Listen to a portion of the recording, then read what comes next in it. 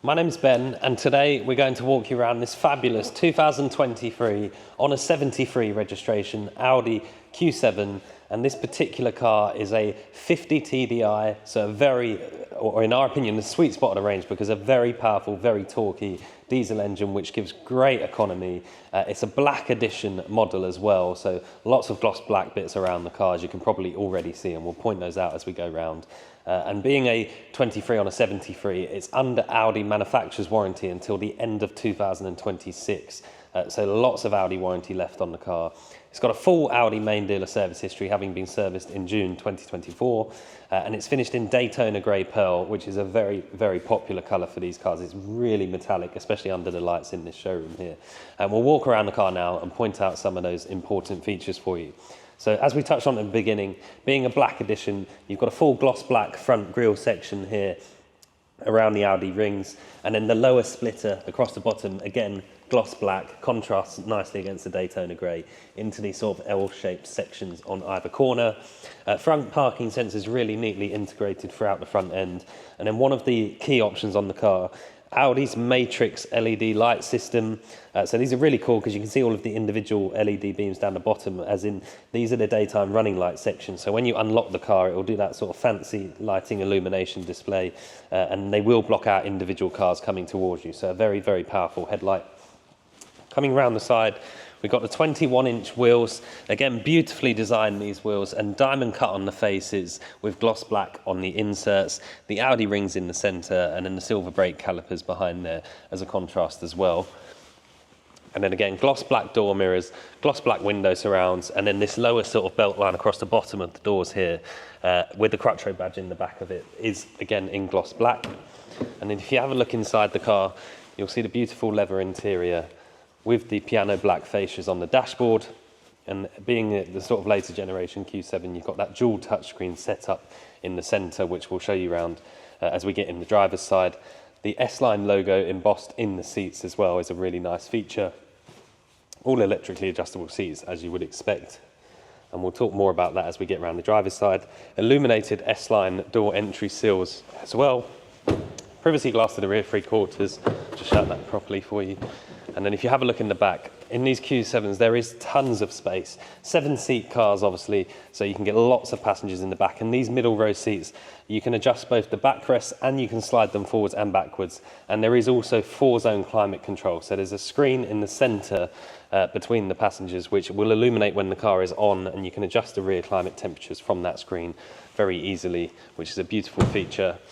And then coming round the back, again, more of that black edition in the lower diffuser section here, and the actual exhaust pipe sections themselves, or the exhaust surrounds finished in gloss black, which is really nice.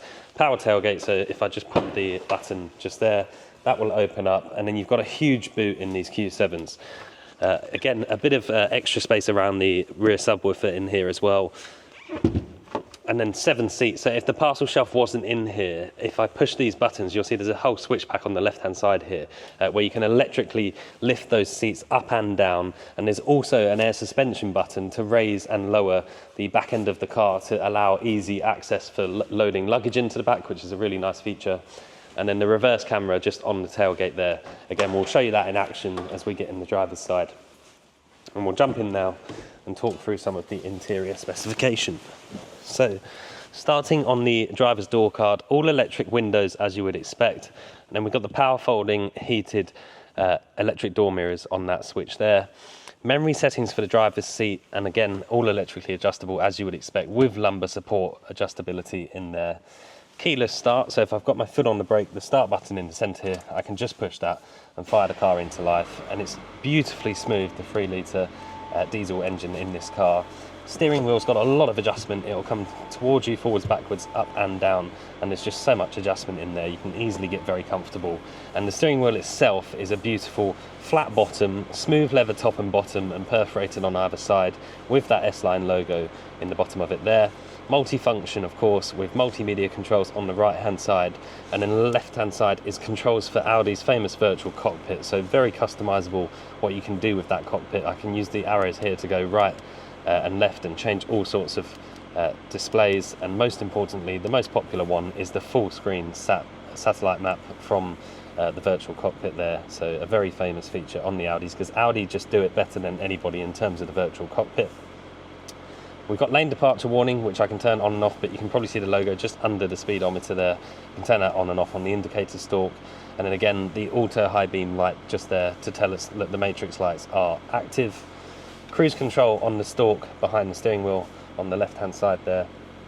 And then coming across to the center to this dual touchscreen setup we touched on briefly before. So if I go into Audi's Drive Select whilst we're here, you'll see the different driving modes we can choose from, and we can also raise and lower the air suspension that the car's riding on, which is very nice to have.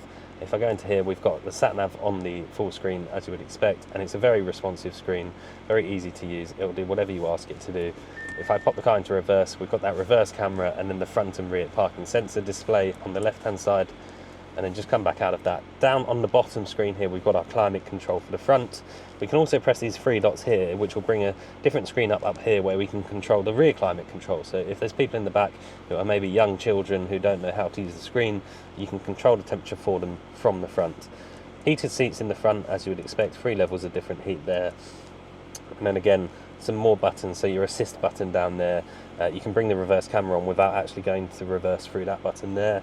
And then just lots of storage, cup holders in the center here, an armrest with storage section under there with extra USB ports as well. And it's just beautifully finished in here. These are such a popular family car, and for good reason, because they're incredibly spacious, incredibly practical, and come with lots of spec as standard.